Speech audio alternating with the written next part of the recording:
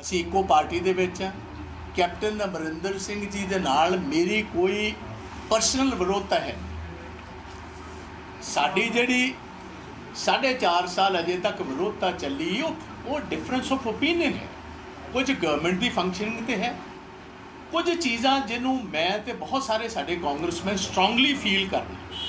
ਮੈਂ ਫੇਰ ਦੁਹਰਾਉਣਾ ਚਾਹੁੰਦਾ, ਨਿਰਾ ਮੈਂ ਹੀ ਨਹੀਂ, ਸਾਡੇ ਮੈਂਬਰਸ ਆਫ ਪਾਰਲੀਮੈਂਟ, ਉਹਨਾਂ ਦੀ ਕਬੀਨਾ ਦੇ ਮਿਨਿਸਟਰਸ, ਬਹੁਤ ਸਾਰੇ ਸਾਡੇ ਪ੍ਰੈਜ਼ੈਂਟ ਸਿਟਿੰਗ ਐਮਐਲਏਜ਼ ਤੇ ਸਾਡਾ ਜਿਹੜਾ ਵਾਸਟ ਕਾਂਗਰਸ ਦਾ ਕਾਡਰ ਹੈ, ਪਿੰਡੋਂ ਪਿੰਡ ਬੈਠਾ, ਸ਼ਹਿਰੋਂ ਸ਼ਹਿਰ, ਕਸਬਿਆਂ 'ਚ ਬੈਠਾ, ਉਹ ਇਹ ਮਹਿਸੂਸ ਕਰਦਾ ਹੈ ਕਿ ਕੈਪਟਨ ਅਮਰਿੰਦਰ ਸਿੰਘ ਜੀ ਨੇ ਜਿਹੜੇ ਵਾਅਦੇ ਕੀਤੇ ਨੇ, ਸਪੈਸ਼ਲੀ ਉਹ ਵਾਅਦੇ ਜਿਹੜੇ ਗੁਰੂਆਂ ਨਾਲ ਹੋਏ ਵਾਅਦੇ, ਉਹਨਾਂ ਨੂੰ ਅਸੀਂ ਜਲਦੀ ਦੇ ਵਿੱਚ ਪੂਰਾ ਕਰੀਏ। ਸਾਰਿਆਂ ਨੂੰ ਪਹਿਲਾਂ ਤਾਂ ਤੁਹਾਨੂੰ ਪਤਾ ਜਿਹੜਾ ਹੈ ਉਹ ਪਾਵਨ ਗੁਰੂ ਗ੍ਰੰਥ ਸਾਹਿਬ ਦੀ ਬੇਅਦਬੀ ਦੇ ਕੇਸਿਸ ਨੇ ਤੇ ਸਬਸੀਕੁਐਂਟ ਕੇਸਿਸ ਜਿਹੜੇ ਫਾਇਰਿੰਗ ਦੇ ਹੋਏ ਨੇ, ਉਹਦੇ ਵਿੱਚ ਜਿਹੜੇ ਲੋਕਾਂ ਨੇ ਫਾਇਰਿੰਗ ਕਰਵਾਈ ਹੈ, ਜਿਨ੍ਹਾਂ ਦੇ ਹੁਕਮਾਂ ਨਾਲ ਫਾਇਰਿੰਗ ਜਾਰੀ ਕੀਤੀ ਗਈ ਹੈ, ਸਮੁੱਚਾ ਪੰਜਾਬ ਚਾਹੁੰਦਾ, ਸਾਰਾ ਜਗਤ ਚਾਹੁੰਦਾ ਤੇ ਕਾਂਗਰਸ ਦੀ ਸਾਰੀ ਪਾਰਟੀ ਇਹ ਚਾਹੁੰਦੀ ਹੈ ਕਿ ਜਲਦੀ ਤੋਂ ਜਲਦੀ ਇਹਨਾਂ ਦੇ ਖਿਲਾਫ ਚਲਾਨ ਪੁੱਟਅਪ ਕੀਤੇ ਜਾਣ,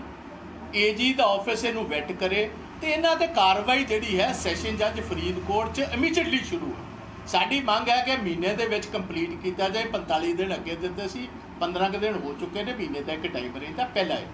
ਦੂਜਾ ਇਹ ਹੈ ਕਿ ਆਨਰੇਬਲ ਹਾਈ ਕੋਰਟ ਦੇ ਵਿੱਚ ਜਿਹੜੇ 2 ਲਿਫਾਫੇ ਪਏ ਨੇ, ਜਿਹਦੇ ਵਿੱਚ ਕੁਝ ਪੋਲੀਟੀਸ਼ੀਅਨਾਂ ਦੇ ਨਾਂ ਨੇ, ਕੁਝ ਪੁਲਿਸ ਅਫਸਰਾਂ ਦੇ ਨਾਂ ਨੇ, ਕੁਝ ਇੰਟਰਨੈਸ਼ਨਲ ਸਮਗਲਰਾਂ ਦੇ ਨਾਂ ਨੇ, ਕੁਝ ਹਿੰਦੁਸਤਾਨ ਤੇ ਪੰਜਾਬ ਦੇ ਵਿੱਚ ਰਹਿਣ ਵਾਲੇ ਤਸਕਰੀ ਕਰਨ ਵਾਲੇ ਲੋਕਾਂ ਦੇ ਨਾਂ ਨੇ। ਉਹ ਲਿਫਾਫੇ ਜਿਹੜੇ ਨੇ ਐਡਵੋਕੇਟ ਜਨਰਲ ਨੂੰ ਆਦੇਸ਼ ਦਿੱਤੇ ਜਾਣ, ਹਾਈ ਕੋਰਟ ਦੇ ਵਿੱਚ ਪੇਸ਼ ਹੋਏ ਤਾਂ ਲਿਫਾਫੇ ਖੋਲ੍ਹੇ ਜਾਣ ਤੇ ਉਹਨਾਂ ਦੀ ਸਾਰਿਆਂ ਨੂੰ ਪਹਿਲੇ ਤੇ ਸਮੁੱਚੇ ਪੰਜਾਬ ਨੂੰ ਪਤਾ ਲੱਗੇ ਕਿ ਕੌਣ ਉਹ ਬੰਦੇ ਨੇ ਜਿਨ੍ਹਾਂ ਨੇ ਇੱਕ ਪੀੜ੍ਹੀ ਸਾਡੀ ਪੰਜਾਬ 'ਚ ਤਬਾਹ ਕਰ ਦਿੱਤੀ। ਇਹ 2 ਚੀਜ਼ਾਂ ਸਾਡੀਆਂ ਮੁੱਖ ਮੰਗਾਂ ਨੇ, ਅੱਜ ਵੀ ਨੇ, ਕੱਲ੍ਹ ਵੀ ਸਨ ਤੇ ਹਮੇਸ਼ਾ ਹੀ ਰਹਿਣਗੀਆਂ ਕਿ ਜਲਦੀ ਤੋਂ ਜਲਦੀ ਇਹ ਕੰਮ ਕੀਤਾ। ਉਸ ਤੋਂ ਬਾਅਦ ਜਿਹੜੇ ਸਾਡੇ ਇਲੈਕਸ਼ਨ ਪ੍ਰੋਮਿਸਿਸ, ਦੇਖੋ ਮੈਂ ਅੱਜ ਵੀ ਉਹਨਾਂ ਨੂੰ ਕਹਿਣਾ ਚਾਹਾਂਗਾ ਕਿ ਸਾਡੇ ਜਿਹੜੇ ਅੱਜ ਬੇਰੁਜ਼ਗਾਰ ਆ, ਮੈਂ ਸੁਣਿਆ ਇਹਦੇ ਵਿੱਚ ਕਿ ਮਿਊਨਿਸਪੈਲਿਟੀਆਂ 'ਚ ਕੰਮ ਕਰਨ ਵਾਲੇ ਬਹੁਤ ਸਾਰੇ ਸਾਡੇ ਸਫਾਈ ਜਿਹੜੇ ਸੇਵਕ ਨੇ, ਉਹਨਾਂ ਨੂੰ ਮਨਜ਼ੂਰੀ ਦਿੱਤੀ ਜਾਵੇ। ਬਹੁਤ ਅੱਛਾ ਕੰਮ ਹੈ। ਮੈਂ ਅਪੀਲ ਕਰਾਂਗਾ ਵਿਸ਼ੇਸ਼ ਤੌਰ ਕੈਪਟਨ ਅਮਰਿੰਦਰ ਸਿੰਘ ਜੀ ਨੂੰ, ਸਾਡੇ ਬੇਰੁਜ਼ਗਾਰ ਟੀਚਰਸ ਨੇ, ਸਾਡੇ ਬੇਰੁਜ਼ਗਾਰ ਉਹ ਬੱਚੇ ਨੇ ਜਿਹੜੇ ਪਿਛਲੇ 8-8 10-10 ਸਾਲ ਤੇ ਕੰਟਰੈਕਟ ਲੇਬਰ ਵਿੱਚ। ਤੁਸੀਂ ਵਾਅਦਾ ਕੀਤਾ ਹੈ ਕਿ ਇਸ ਸਾਲ 'ਚ ਮੈਂ 1 ਲੱਖ ਜੋਬ ਕੱਢਾਂਗਾ। ਮੇਰੀ ਪਹਿਲੀ ਗੁਜ਼ਾਰਿਸ਼ ਹੈ ਕਿ ਜਿਹੜਾ ਉਹ 15-20 ਹਜ਼ਾਰ ਨੌਜਵਾਨ ਬੱਚਾ ਪਿਛਲੇ 8-7 ਸਾਲ ਦਾ ਬੇਰੁਜ਼ਗਾਰ ਹੈ, ਕੰਟਰੈਕਟ ਉਹਦੇ 'ਤੇ ਕੰਮ ਕਰ ਰਿਹਾ, ਸਾਰਿਆਂ ਨੂੰ ਪਹਿਲੇ ਉਹਨਾਂ ਨੂੰ ਅਸੀਂ ਮੌਕਾ ਦੇਈਏ ਸੋ ਦੈਟ ਉਹਨਾਂ ਨੂੰ ਤਜਰਬਾ ਵੀ ਹੋ ਚੁੱਕੇ। ਤੋ ਇਹ ਸਾਰੀਆਂ ਚੀਜ਼ਾਂ ਇਹਦੇ ਵਿੱਚ ਨੇ।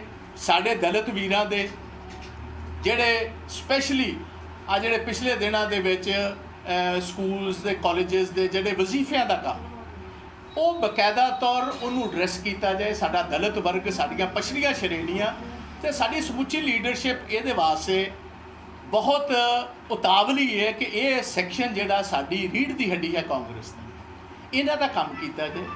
ਇਹਨਾਂ ਦਾ ਜਲਦੀ ਤੋਂ ਜਲਦੀ ਇਹ ਸਾਰੇ ਕੰਮ ਹੋਣੇ ਚਾਹੀਦੇ ਨੇ ਤੇ ਕਿਸਾਨਾਂ ਦੇ ਨਾਲ ਵੀ ਜੁੜੇ ਹੋਏ ਕੋਈ ਇਹੋ ਜਿਹੀ ਸਟ੍ਰੈਟਜੀਜ਼ ਲਈਏ, ਇਹੋ ਜਿਹੀ ਪੋਲਿਸੀਜ਼ ਲਈਏ ਕਿ ਆਂਦੇ ਪੰਜਾਬ ਦੇ ਵਿੱਚ ਨਵੀਂ ਡਿਵਰਸੀਫਿਕੇਸ਼ਨ ਜਿਹੜੀ ਦੂਜੀ ਹਰੀ ਕ੍ਰਾਂਤੀ, ਉਹਨੂੰ ਅਸੀਂ ਕੀ ਤੌਰ ਤਰੀਕਾ ਦੇਣਾ, ਇਹਨਾਂ ਦਿਨਾਂ ਦੇ ਵਿੱਚ ਲੋਕਾਂ ਦੇ ਸਾਹਮਣੇ ਲੈ ਕੇ ਆਉਣਾ ਚਾਹੀਦਾ। ਤੇ ਕਿਸਾਨਾਂ ਵਾਸਤੇ ਵੀ ਮੈਂ ਅੱਜ ਮੰਗ ਕਰੂੰਗਾ ਕੈਪਟਨ ਅਮਰਿੰਦਰ ਸਿੰਘ ਜੀ ਨੂੰ, ਤੁਸੀਂ ਪਹਿਲ ਕਦਮੀ ਕਰੋ। ਸਾਰੇ ਮੈਂਬਰਸ ਆਫ ਪਾਰਲੀਮੈਂਟ ਪੰਜਾਬ ਦੇ ਤੁਹਾਡੇ ਨਾਲ ਜਾਂਦੇ ਨੇ, ਸਾਰੀ ਮਿਨਿਸਟਰੀ ਜਾਂਦੀ ਹੈ, ਆਓ ਬੈਠੀਏ ਨਰਿੰਦਰ ਮੋਦੀ ਜੀ ਦੇ ਉੱਥੇ ਸਾਹਮਣੇ ਜਾ ਕੇ, ਭਾਵੇਂ ਦਫ਼ਤਰ ਧਰਨਾ ਦੇਣਾ ਪਏ, ਭਾਵੇਂ ਉਹਨਾਂ ਦੇ ਘਰ ਦੇ ਬਾਹਰ ਦੇਣਾ ਪਏ, ਜਿਸ ਅੱਗੇ ਵੀ ਅਸੀਂ ਵਾਜਪਾਈ ਸਾਹਿਬ ਦੇ ਵੇਲੇ ਇੱਕ ਵਾਰ ਗਏ ਸੀ। ਆਓ ਚੱਲੀਏ।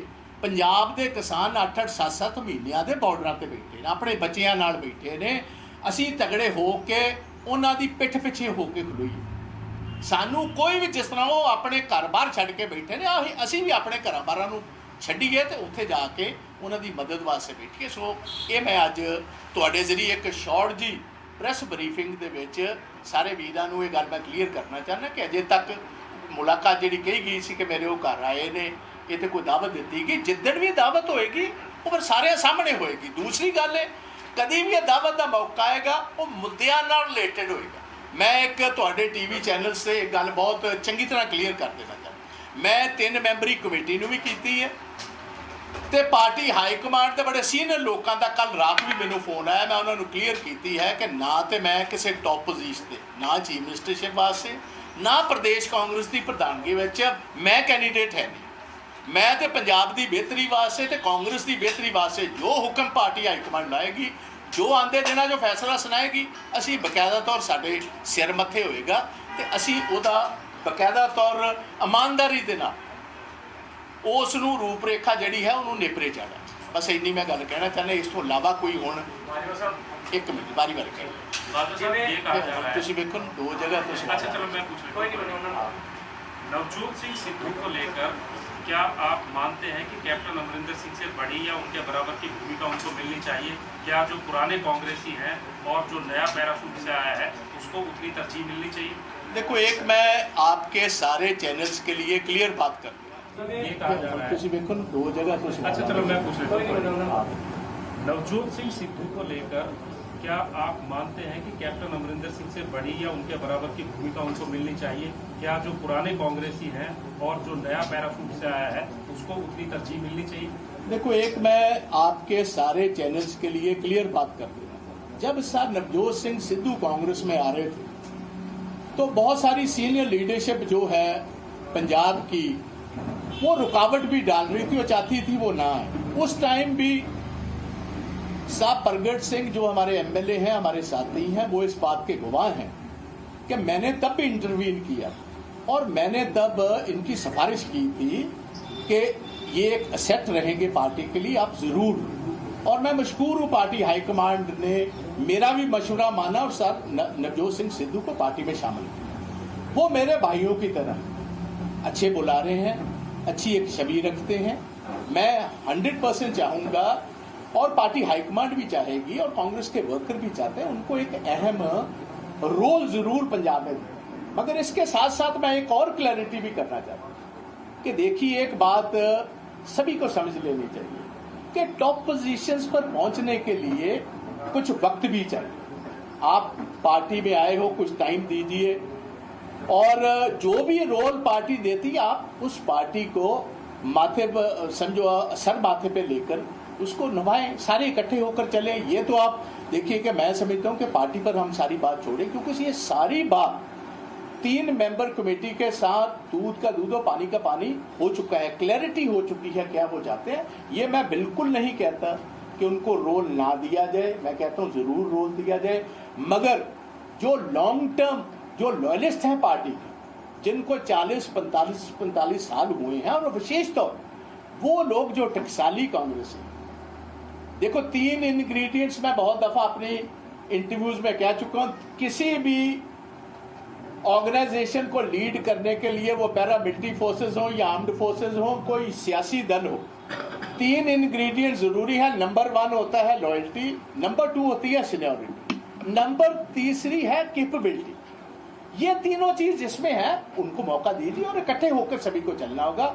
कोई कर्नल ओवरनाइट जनरल नहीं बन सकता, आप इतनी बात समझे। बहुत काबिल कोई कर्नल भी होगा, उसको जनरल बनने के लिए कुछ वक्त का इंतजार करना होगा। तो इसलिए मैं ये बात कहूँगा, सभी को ये बात हमने पार्टी हाईकमांड पर छोड़ी है, जो उनका फैसला होगा हम आगे भी मानते हैं, अब भी मानेंगे। और मैंने अपनी क्लैरिटी दे दी है, बिल्कुल इस बात साफ तौर पर मैंने ऊपर भी कह दी, मैं किसी पोस्ट के लिए कैंडिडेट नहीं हूँ। जिसको भी आप बनाओगे, जो भी पोजीशन दोगे, हाँ ये मैं ज़रूर, मैंने ऊपर भी बात कही है कि सारे सेक्शंस, इधर हमारे दलित भाई हैं, हमारी बैकवर्ड क्लासेस हैं, हमारे हिंदू भाई हैं, हमारा सिख भाईचारा है, उनमें बैकवर्ड क्लासेस है, हमारी शेड्यूल कास्ट है, वो सभी को एक प्रोपोर्शनल रिप्रेजेंटेशन पंजाब में देनी बहुत ज़रूरी है। तो इसका ध्यान आप कीजिए। आप फाइनल जो भी इन्होंने चेंजेस करनी पार्टी हाईकमांड लेकर आएगी, वो फेर बदल पार्टी में होगा या कैबिनेट में होगा, ये फैसला तो उन्होंने करना।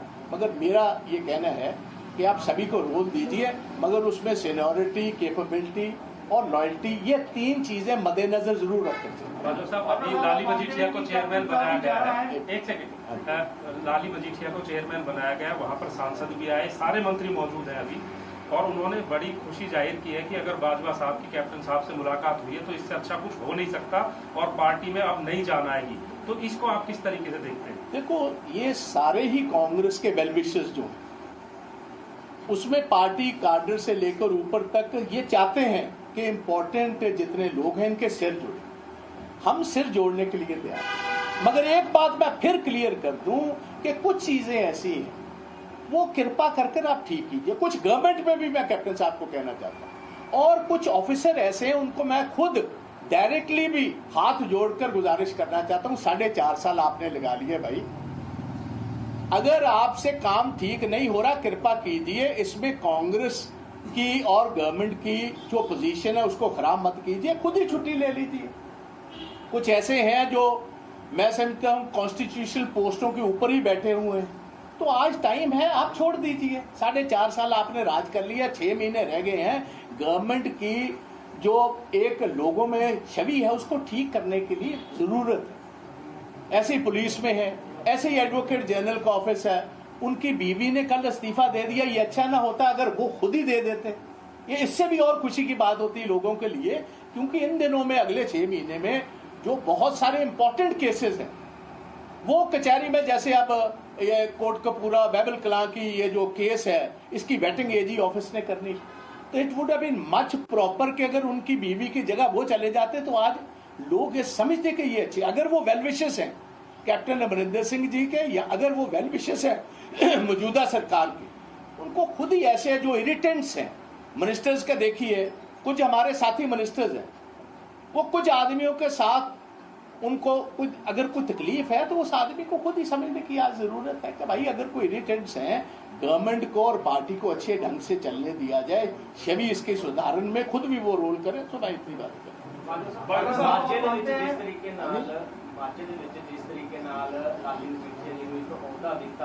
ਜਾਂ ਫਿਰ ਜਿਵੇਂ ਹੁਣ ਆਹ ਖਬਰਾਂ ਤੁਹਾਡੀਆਂ ਆਈਆਂ ਜਿਨ੍ਹਾਂ ਦਾ ਖੰਡਨ ਤੁਸੀਂ ਕੀਤਾ, ਤੁਹਾਨੂੰ ਲੱਗਦਾ ਕਿ ਪ੍ਰੋਪਾਗੈਂਡਾ ਕਈ ਲੋਕ ਕਰ ਰਹੇ ਨੇ, ਉਹ ਕੌਣ ਲੋਕ ਨੇ ਜੇ ਤੁਹਾਡੀ ਨੌਲੇਜ ਹੋਵੇ? नहीं देखो, प्रोपेगेंडा मैं नहीं ये कह सकता। वेलविशर चाहते ने कि हुण मैदान हुण जंग का टाइम आ गया कि सारिया फोर्स सारे जरनैल इकट्ठे की गए, समझते हो ना कि सारा एक पासे कांग्रेस दी फोर्स दूजे पासे दूसरे इकट्ठे हो रहे ने। बट असी कहने असी पार्टी की लाइन नूं हमेशा तो टो करते, बट ਜਿਹੜੇ ਮੁੱਦੇ ਕੁਝ ਨੇ ਜਿਹੜੇ ਇਰੀਟੈਂਟਸ ਨੇ ਅੱਜ ਪੰਜਾਬ ਦੇ ਲੋਕਾਂ ਦੀਆਂ ਨਜ਼ਰਾਂ ਦੇ ਵਿੱਚ ਇਰੀਟੈਂਟਸ ਨੇ, ਮੈਂ ਸਮਝਦਾ ਕਿ ਅੱਜ ਪੰਜਾਬ ਦੇ ਵਿੱਚ ਬਹੁਤ ਵੱਡੀ ਸੋਸ਼ਲ ਅਨਰੈਸਟ ਸ਼ੁਰੂ ਹੋ ਗਈ। ਇਸ ਸੋਸ਼ਲ ਅਨਰੈਸਟ ਨੂੰ ਅਰੈਸਟ ਕਰਨਾ, ਉਹਨੂੰ ਰੋਕਣ ਦੀ ਬਹੁਤ ਜ਼ਰੂਰਤ ਹੈ। ਉਹ ਰੁਕੇਗੀ ਕਿਸ ਤਰ੍ਹਾਂ ਜੇ ਆ ਇਰੀਟੈਂਟ ਦੂਰ ਹੋਣ। ਹੁਣ ਗੁਰੂ ਗ੍ਰੰਥ ਸਾਹਿਬ ਦਾ ਮਸਲਾ ਜਿਹੜਾ ਇੱਕੋ ਸਿੱਖ ਸਟੇਟ ਹੈ ਦੁਨੀਆ ਦੇ ਵਿੱਚ, ਜੇ ਪਾਵਨ ਗੁਰੂ ਗ੍ਰੰਥ ਸਾਹਿਬ ਦੀ ਬੇਅਦਬੀ ਕਰਨ ਵਾਲੇ ਅਸੀਂ ਲੋਕਾਂ ਨੂੰ ਕਚਹਿਰੀ ਤੱਕ ਨਹੀਂ ਪਹੁੰਚਾ ਸਕਦੇ, ਅੱਗੇ ਤੇ ਕਚਹਿਰੀ ਦਾ ਫੈਸਲਾ ਕਿ ਕਿਸੇ ਨੂੰ ਕੀ ਸਜ਼ਾਵਾਂ ਦੇਣੀਆਂ, ਘੱਟ ਦੇਣੀਆਂ, ਵੱਧ ਦੇਣੀਆਂ, ਕੀ ਕਰਨਾ, तो ये अपनियां नैतिक जिम्मेवारियां ਜਿਹੜੀਆਂ ਨੇ ਇਹ इरिटेंट हट जाएंगे, गवर्नेंस ठीक हो जाएगी बहुत हद तक। ये ਜਿਹੜਾ ਅੜਿੱਕਾ अफसर पा रहे ने ਕੰਮ टाइम सिर नहीं होने दे रहे, जे पासे हो जाएंगे तो काफी हद तक सारी गल से सुधार। कैप्टन साहब ही पार्टी का चेहरा है, ये बात रणदीप सिंह बिट्टू ने अभी थोड़ी देर पहले कही है सर हमारे कैमरे में, और कई विधायकों ने, कई मंत्रियों ने, कई भारत भूषण आशु हैं, राणा गुरमीत छोटी है। आपकी क्या राय है, कैप्टन साहब ही चेहरा है पंजाब में 2022 के लिए या किसी और को भी मौका मिल सकता है? देखो, एक मैं बात बिल्कुल क्लियर करना चाहता हूँ, ये फैसला पार्टी हाईकमांड ने, मैंने पहले भी कहा 22 में कौन चेहरा होगा ये पार्टी हाईकमांड ने ही ये अब डिक्लेयर करना, फैसला उन्होंने लेना। अगर हम ही आज बैठे हुए बताते रहेंगे सारा कुछ तो फिर उनके पास तो कुछ भी नहीं रहा। सिद्धू भी हो सकते हैं सर चेहरा? मैं मेरे मुंह में नाम मत डालो आप, मेरी गुजारिश है आप समझे, इतना कुछ मैंने कथा कर ली है, अगर आपको कथा की समझ ही नहीं आई तो उसका फायदा कुछ।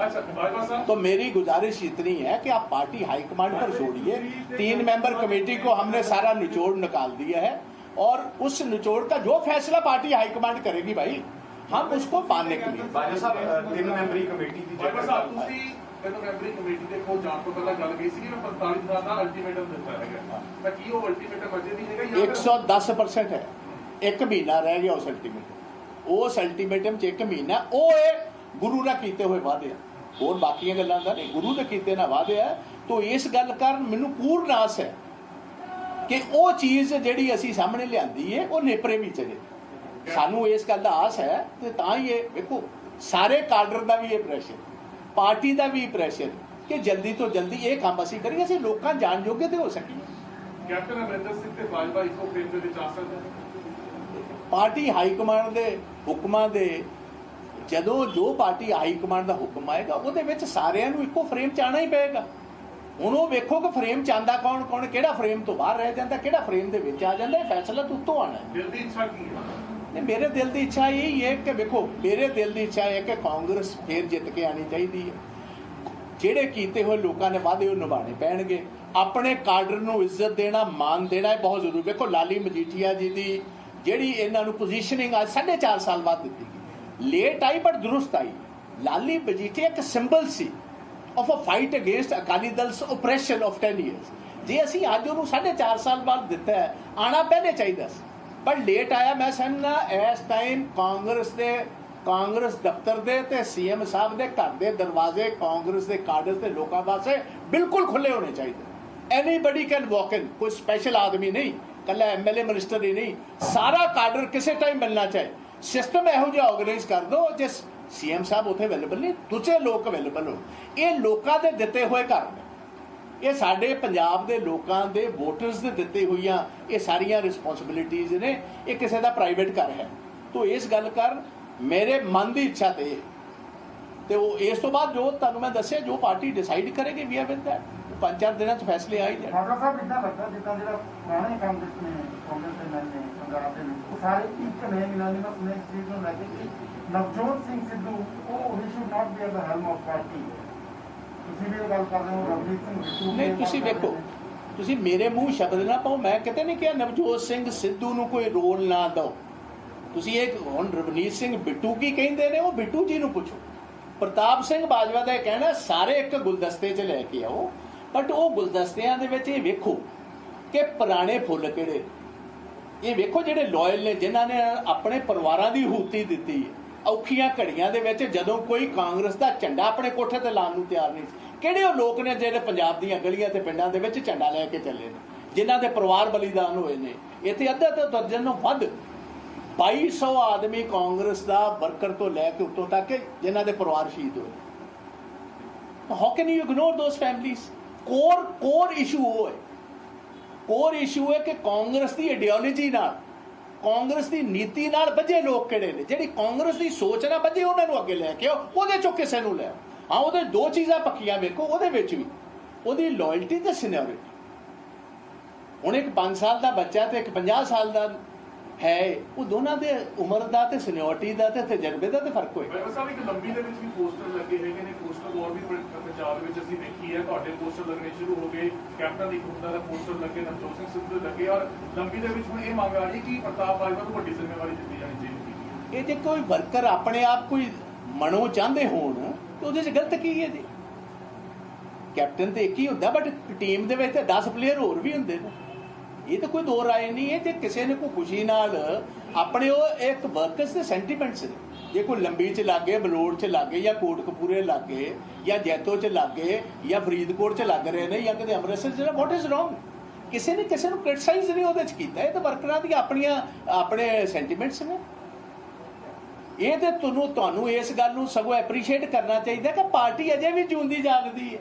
ਕੋਈ ਤੁਹਾਡੀ ਫੋਟੋ ਲਾਉਣ ਨੂੰ ਤਿਆਰ ਹੈ, ਕੋਈ ਇਹੋ ਜਿਹਾ ਦਿਨ ਨਾ ਆ ਜਾਏ ਕੋਈ ਤੁਹਾਡੀ ਫੋਟੋ ਲਾਉਣ ਨੂੰ ਤਿਆਰ ਨਾ ਹੋਏ। ਅੱਜ ਘੱਟ ਤੋਂ ਘੱਟ ਪਾਰਟੀ ਦੇ ਵਿੱਚ ਹੈਲਦੀ ਕੰਪੀਟੀਸ਼ਨ ਡੈਮੋਕ੍ਰੇਸੀ 'ਚ ਹਮੇਸ਼ਾ ਚੰਗਾ ਹੁੰਦਾ, healthy democracy, and then it has to be discipline, it has to be channelized. By the end of the day party ਹੁਕਮ ਕਰੇਗੀ, ਸਾਰੇ ਇਕੱਠੇ ਹੋ ਗਏ। ਉਹਨਾਂ ਚਿਰ ਆਪਣੀ ਤੁਸੀਂ ਵੇਖਦੇ ਹੋ ਛਿੰਝਾਂ ਲੱਗਦੀਆਂ ਪਿੰਡਾਂ ਦੇ ਵਿੱਚ, ਸਾਰੇ ਭਲਵਾਨ ਜਾਂਦੇ ਨੇ, ਸਾਰੇ ਜ਼ੋਰ ਅਜ਼ਮਾਈ ਕਰਦੇ ਨੇ, ਬਟ ਉਹਦੇ 'ਚ ਹਿੰਦ ਕੇਸਰੀ ਦਾ ਜਾਂ ਜਿਹੜਾ ਉਹਦਾ ਮੇਨ ਗੁਰਜ ਹੁੰਦਾ ਉਹ ਇੱਕ ਅੱਧੇ ਨੂੰ ਹੀ ਮਿਲਦਾ ਹੁੰਦਾ ਜੀ। ਬਾਕੀ ਤੇ ਸਾਰੇ ਆਪਣੀ ਪਰਫਾਰਮੈਂਸ ਕਰਕੇ ਆਉਂਦੇ, ਉਹ ਅਗਲੇ ਸਾਲ ਦੀ ਫੇਰ ਪਰਫਾਰਮੈਂਸ ਵਾਸਤੇ ਤਿਆਰ ਹੁੰਦੇ ਨੇ ਕਿ ਐਤਕੀ ਗੁਰਜ ਜਿਹੜਾ ਮੈਚ ਜਿੱਤਣਾ ਜੀ। So there is nothing wrong with तो अभी का पार्टी का ये हुक्म है कि इकट्ठे नहीं होना है? हाँ जी, अभी पार्टी का ये फरमान है कहीं से कि अभी इकट्ठे नहीं होना, जब पार्टी हुक्म करेगी तब आप नहीं आप थोड़ा सा ना इनको ये जिस माहौल में ये चल रही है उसी माहौल में रहने दीजिए। पार्टी हमेशा ही चाहती है सारे इकट्ठे हों, मगर एक कांग्रेस में बेहतरीन बात यह है इंटरनल डेमोक्रेसी की इजाज़त है। ये भाजपा की तरह नहीं कि इंटरनल डेमोक्रेसी अलाउ ना करे। अगर कहीं गवर्नमेंट कोराहे जा रही है, रास्ते पर नहीं जा रही, अगर वो उनके इंपॉर्टेंट लीडर्स ये बात कहते हैं कि इस कोराहे जारी गवर्नमेंट को आप रास्ते पर लेकर आए, there is nothing wrong in it. अगर कैप्टन साहब आपको बुलाते हैं या आपके पास आते हैं, इज ही वेलकम और क्या रिएक्शन? मैंने तो आपको पहले कर दिया, कैप्टन साहब इधर आना चाहेंगे, मैं आगे उनका, देखो एक family means we are all part of the Congress, I have worked under him, हमारी कोई जरूरत, देखो अभी तक 4.5 साल में आप सारे मेरे भाई हो, कोई भी मैंने बात ऐसी नहीं की जो जाति तय, हमने हमेशा मुद्दों पर बात की, जहां गवर्नमेंट कुराहे है या गवर्नमेंट ने गलत काम किया, मैं आज भी सामने खड़ा हूं, कल भी सामने खड़ा हूं, मेरी ये आज भी ये पेशकश है, कल कैप्टन साहब फिर आना चाहेंगे, it is his own house, how can I ever say no to him, इधर कोई भी कांग्रेसमैन आना चाहे। लेकिन बादल साहब ये ਜਿਹੜੀ 3 ਮੈਂਬਰੀ ਜਿਹੜੀ ਕਮੇਟੀ ਸੀ, ਇਸ ਦੇ ਸਾਹਮਣੇ ਜਦੋਂ ਤੁਸੀਂ ਪੇਸ਼ ਹੋਣ ਲੱਗੇ, ਉਸ ਤੋਂ ਪਹਿਲਾਂ ਜਿਹੜੀ ਬਾਮ ਰੋਲਣ ਦਾ ਸਿਲਸਿਲਾ ਸ਼ੁਰੂ ਹੋਇਆ ਸੀ, ਔਰ ਬਾਅਦ ਦੇ ਵਿੱਚ ਵੀ ਇਹ ਗੱਲਾਂ ਨਿਕਲ ਕੇ ਸਾਹਮਣੇ ਆਈਆਂ ਕਿ ਕਮੇਟੀ ਦੇ ਸਾਹਮਣੇ ਵੀ ਦੋਸ਼ੀਅਰ ਦਿੱਤੇ ਗਏ ਨੇ ਵਿਧਾਇਕਾਂ ਦੇ ਖਿਲਾਫ ਕਿ ਵਿਧਾਇਕ ਜਿਹੜੇ ਗਲਤ ਕੰਮ ਕਰਦੇ ਹੋਏ ਨਜ਼ਰ ਆ ਰਹੇ ਨੇ। ਜਦੋਂ ਇਸ ਤਰ੍ਹਾਂ ਦੀ ਗੱਲਾਂ ਹੁੰਦੀਆਂ ਨੇ, ਤੁਹਾਨੂੰ ਲੱਗਦਾ ਹੈ ਕਿ ਟੇਬਲ ਤੇ ਬੈਠਿਆ ਜਾ ਸਕਦਾ ਹੈ? ਦੇਖੋ ਇੱਕ ਗੱਲ ਮੇਰੀ ਸੁਣ ਲਓ, ਡੋਜ਼ੀਅਰ ਕੋਈ ਨਵੀਂ ਚੀਜ਼ ਨਹੀਂ, ਇਹ ਬਹੁਤ ਪੁਰਾਣਾ ਸ਼ਸਤਰ ਹੈ ਜਿਹੜਾ ਵਰਤਿਆ ਜਾਂਦਾ ਰਿਹਾ, ਸਾਰੀਆਂ ਜਮਾਤਾਂ ਵਰਤੀ, ਕੋਈ ਇਹੋ ਜਿਹੀ ਗੱਲ ਨਹੀਂ। ਜਿਹਨੇ ਤੇ ਕੋਈ ਗਲਤੀ, ਜਿਹਦੇ ਵਿੱਚ ਕੋਈ ਕਮੀ ਪੇਸ਼ੀ, ਉਹਨੂੰ ਤੇ ਡੋਜ਼ੀਅਰ ਤੋਂ ਕੋਈ ਡਰ ਖੌਫ ਹੁੰਦਾ।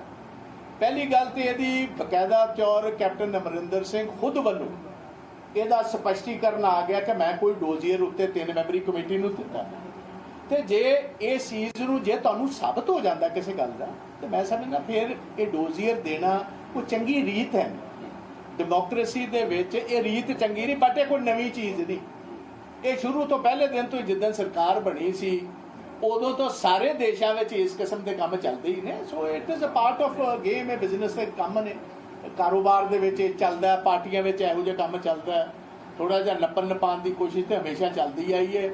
ਜਿਹੜੇ ਇਮਾਨਦਾਰੀ ਨਾਲ ਆਪਣੀ ਛਾਤੀ ਠੋਕ ਕੇ ਆਪਣੇ ਆਪ 'ਚ ਗੇਤ ਰੱਖਦੇ ਨੂੰ ਗੱਲ ਕਹਿੰਦੇ ਰਹਿੰਦੇ ਨੇ। ਸੋ ਇਹਦੇ ਵਿੱਚ ਮੈਂ ਇਹਨੂੰ ਕੋ ਬਹੁਤ ਜ਼ਿਆਦਾ ਵਜੂਦ ਇਸ ਗੱਲ ਨੂੰ। Bajwa sahab, you said that you have a difference of opinion with the captain of university. As you delivered this word to the High Command also, and now the difference of opinion still exists? 100%. It still exists. I have told them that the government, the working of the government has to be corrected. ਜਿਹੜੀ ਮੈਂ ਗੱਲ ਉਹਦੇ ਪੱਕਾ ਤੌਰ ਕਹੀ ਹੈ, ਜਿਹੜੇ ਇਰੀਟੈਂਟਸ ਨੇ, ਤੁਹਾਨੂੰ ਮੈਂ ਸਾਫ਼ ਦੱਸ ਦਿੱਤਾ, ਪੁਲਿਸ ਵਿੱਚ ਇਰੀਟੈਂਟਸ, ਇਹਦੇ ਵਿੱਚ CMO ਵਿੱਚ ਜਿਹੜੇ ਇਰੀਟੈਂਟਸ ਨੇ, ਜਿਹੜੀ ਐਡਵੋਕੇਟ ਜਨਰਲ ਦੀ ਵਰਕਿੰਗ 'ਚ ਇਰੀਟੈਂਟਸ ਨੇ, ਜਿਹੜੀਆਂ ਅਸੀਂ ਕੀਤੇ ਵਾਅਦੇ ਅਜੇ ਤੱਕ ਨਹੀਂ ਨਿਭਾ ਪਾਏ, ਉਹ ਇਰੀਟੈਂਟਸ ਨੇ, ਜਿਹੜੇ ਅਸੀਂ ਆਪਣੇ ਵਰਕਰਸ ਨੂੰ ਤੇ ਸਾਥੀਆਂ ਨੂੰ ਇੱਜ਼ਤ ਮਾਨ ਸਨਮਾਨ